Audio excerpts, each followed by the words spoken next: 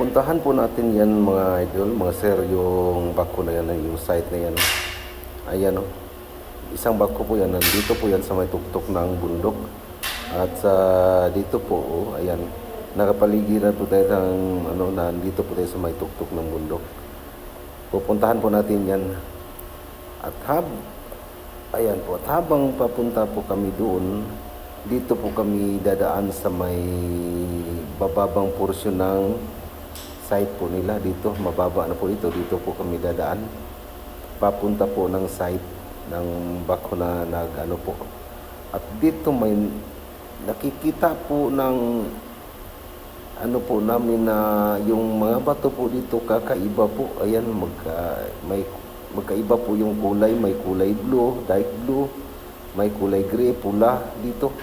Ito isa na po itong yung tinatawag na patay na sapa ito. Madadaanan na po ito ng tubig pag umuulan. Ayan, nakikita po niyo tuyo na tuyo po ito. Isa po itong portion na ayan po, patay na sapa. Parang doon po sa may bandang ibabaw may po daw, may kuweba po daw doon na papasukin natin yan mamaya. At dadaan muna tayo dito. Dito naman may may tubig na lumalabas na kunti lang po dito sa may bandang gilid. Ayan po, doon sa may bandang ibabaw nandiyan na po yung bako. Doon po sila naghukay kasi po yung portion ng lupa po dito nagpa-fracture po daw yung mga kulay. Ayan po, nakikita po ninyo yung mga bato po dito. Nagpa-fracture po yung mga bato at mahihirapan po sila dito sila maghukay. Ayan po, tingnan po ninyo. Ito, tubig na po ito na gamit na po ng mga katiits po natin para may mainom po daw sila. Ayan po yung mga kulay ng mga bato. Na po yung bato dito o yung lupa po dito parang po na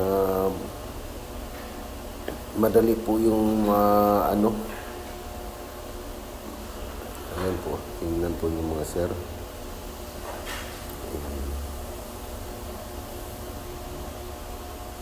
Ayan o.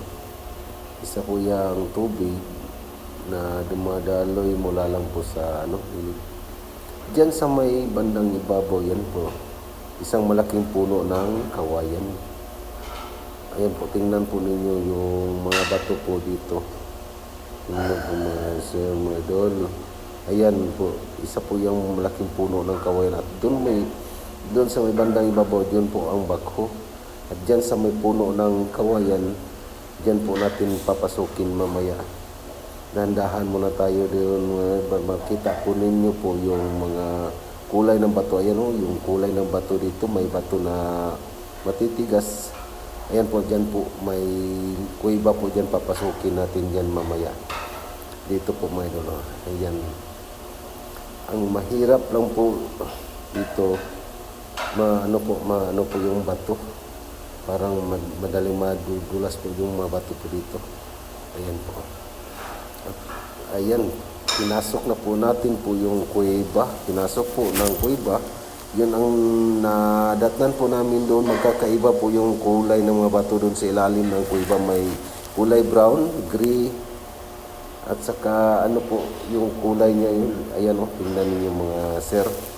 At yun, isang kuweba na po yung mahihirapan po tayo dyan na magkapasok.